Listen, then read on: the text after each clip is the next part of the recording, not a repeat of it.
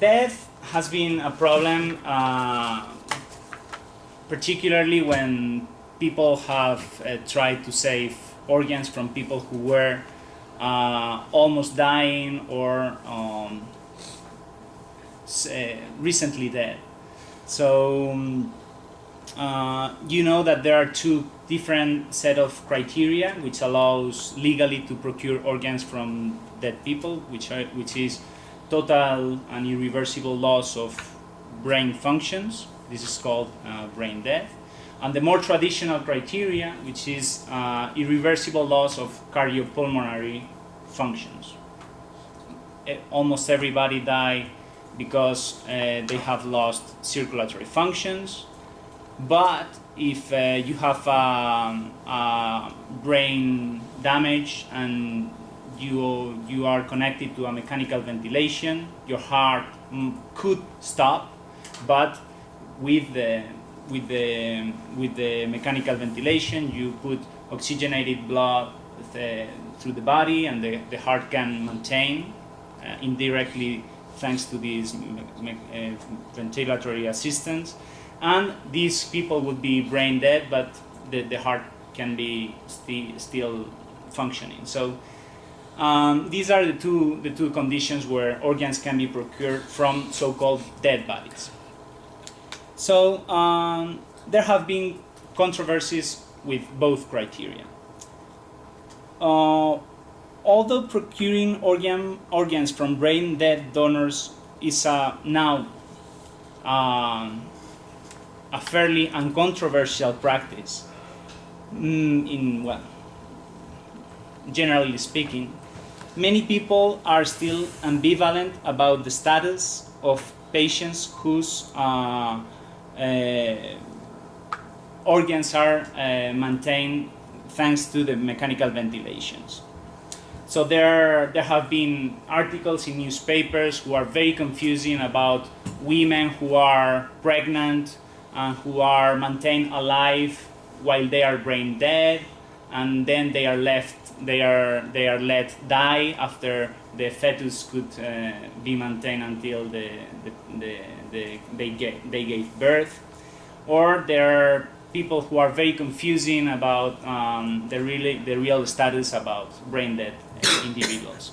And there is a lot of academic controversy about whether brain dead donors are really dead or not.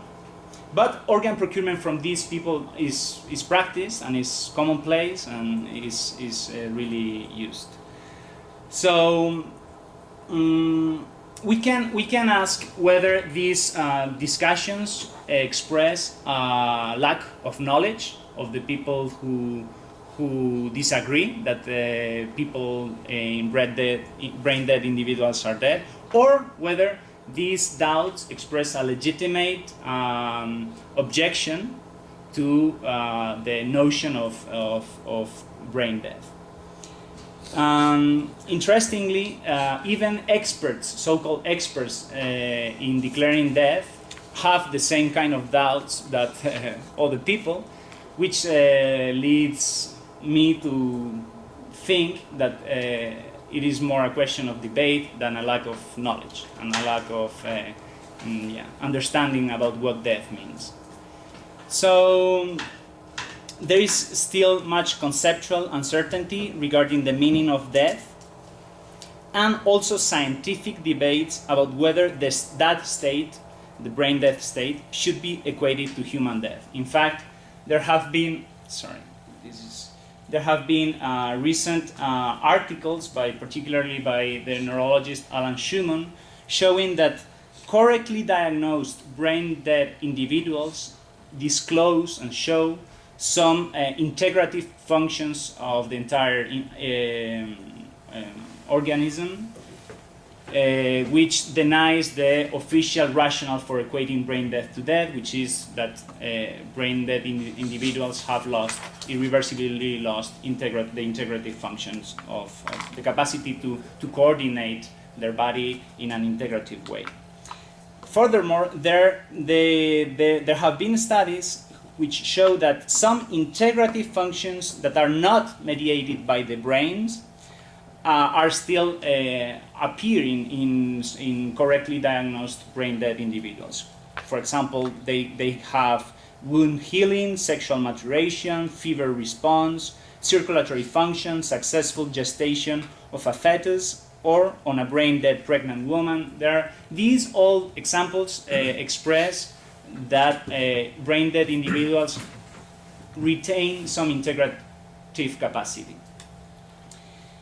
Despite these mostly academic controversies, organ procurement from brain dead individuals remains a widespread socially accepted practice, which is officially justified on the assumption, and I will call that it has been called a legal fiction, that these donors are really dead. What is a legal fiction? Altacharo, in this book by Stewart, says that the public has become comfortable with rules based on treating people or things as if they tracked an underlying biological reality that might be called legal fictions. The law often ignores or misconstrues biological facts to achieve some public purpose, such as administrative simplicity. Of course, it is much easier for a society to think about death as a fairly objective phenomenon, or to consider life and death as two mutually exclusive concepts. You cannot be at the same time life and death. You cannot be legally dying. You are either alive or dead. We tend to consider, maybe for policy simplicity, these categories as separate and exclusive. So there have been also controversies about circulatory criteria of death in the context of organ donation. Well, I will resume these controversies by saying that there have been cases, and you can see that cases here in this published in this journal. There have been successful heart transplant from babies who were declared dead only according to cardiac criteria. These were individuals who were not brain dead, who were considered dead only according to cardiac criteria, and whose hearts could be successfully transplanted in individuals.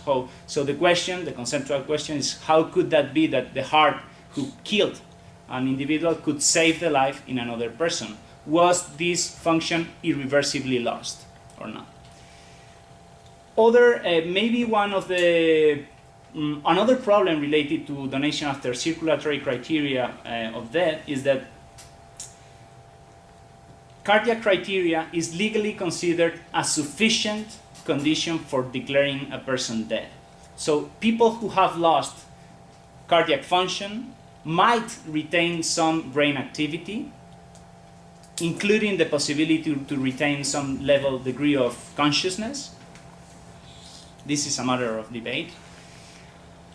And they could still be considered dead and potential organ donors. So I think there is a problem in the law when laws accept that circulatory criteria is a sufficient criterion for declaring an individual dead and becoming an organ donor. So there is a debate about whether both circulatory criteria and neurologic criteria express the same phenomenon, or there are two types of death, as Stewart and other colleagues and I have